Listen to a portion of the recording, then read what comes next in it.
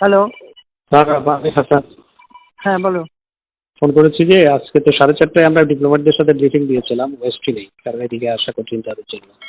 হুম। কিন্তু ওই যে ইন্টারনেটের বন্ধ থাকায় তারপর আবার ওই নানা সিকিউরিটি রিজনে ওরা বলছে আজকে আমরা কিভাবে আসবো, মানে রিলাক্টেড। হুম। সেই পরিস্থিতিতে কি করবো নাকি কালকে করবো সেটা তারা আসতে পারবে না বলছে। আসতে পারবে না ঠিক।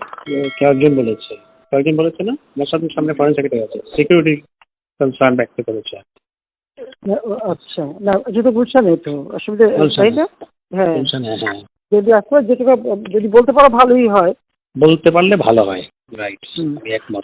তুমি একটা কাজ করো, আগে ওদিকে চলে যাও, কারণ এদিকে তো এসে গোলমাল করবে। তারা তো আজকে অ্যাটাক তো কাজে আমরা থাকি কি না থাকি, মরে কি বাঁচে তার তো ঠিক নাই। আমার মনে হয় এটা করে রাখা ভালো। করে রাখা ভালো হবে। রাইট। হ্যাঁ। তো